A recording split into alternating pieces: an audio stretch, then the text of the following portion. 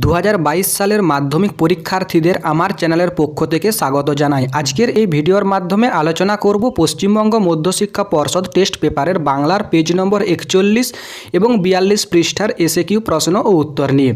ইতিপূর্বে মধ্যশিক্ষা পর্ষদের টেস্ট পেপারের বাংলার আগের সেটগুলোর এসএকিউ প্রশ্ন ও উত্তর নিয়ে আলোচনা করেছি।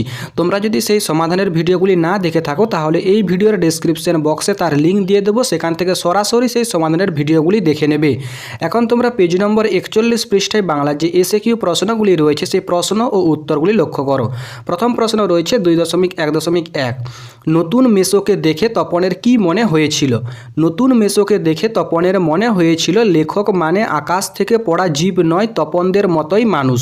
2.1.2 হরিদার জীবনের পেশা কি ছিল? সুবোধ ঘোষের লেখা বহুরূপী গল্পে হরিদার জীবনের পেশা ছিল বহুরূপী সাজা। পরের প্রশ্ন রয়েছে পুলিশ সেজে হরিদা কি করেছিলেন? বহুরূপী গল্প অনুসারে হরিদা একবার পুলিশ সেজে দয়ালবাবুর লিচু বাগানের ভিতরে স্কুলের 4টে ছেলেকে ধরেছিলেন। তারপর স্কুলের মাস্টারমশাই এসে ক্ষমা চেয়ে 8 আনা ঘুষ দেওয়ায় নকল পুলিশ হরিদা তাদের ছেড়ে দেন। 2.1.4 তবে এ বস্তুটি পকেটে কেন? বস্তুটি কি? বস্তুটি হলো গাঁজার কলকে। পরের প্রশ্ন রয়েছে চুরির সময় তিওয়ারি কোথায় ছিল? ফয়াই বর্মা নাচ দেখতে গিয়েছিল। 2.2.1 সেই মেয়েটির মৃত্যু হলো না, কোন মেয়েটির কথা বলা হয়েছে?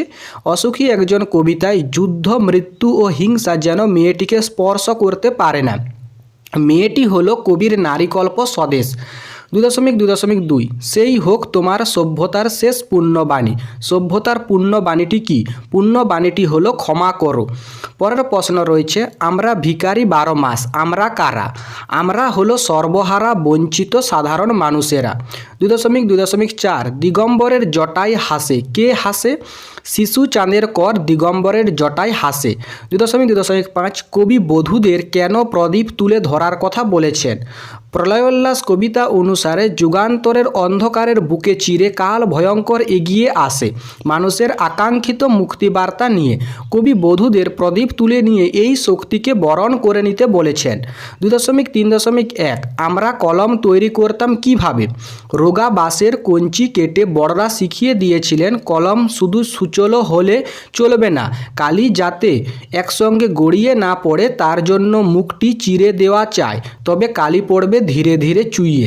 2.3.2 লেখে তিনজন কে কে? কালি, কলম, মন। পরের প্রশ্ন রয়েছে ফিনিশীয়রা কি দিয়ে কলম বানাতেন? ফিনিশীয়রা হাড় দিয়ে কলম বানাতেন। 2.3.4 সমানি সম শীর্ষানি ঘনানি বিরলানি চ বাংলায় এর তর্জমাটি লেখো। সব অক্ষর সমান, প্রতিটি ছত্র সুশৃঙ্খল পরিচ্ছন্ন।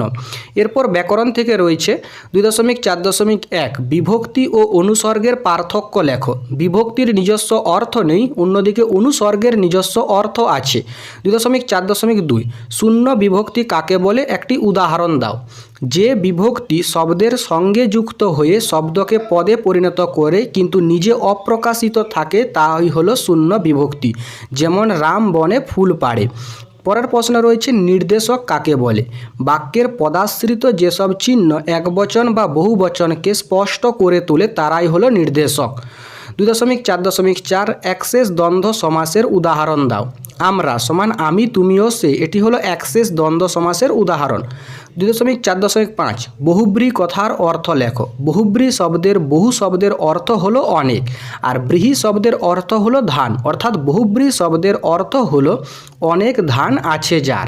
2.4.6 ব্যাস বাক্য সহ সমাসের নাম লেখো পঞ্চদশ।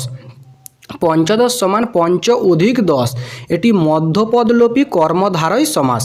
পরের প্রশ্ন রয়েছে বাক্যাশ্রয়ী সমাস কি? উদাহরণ দাও।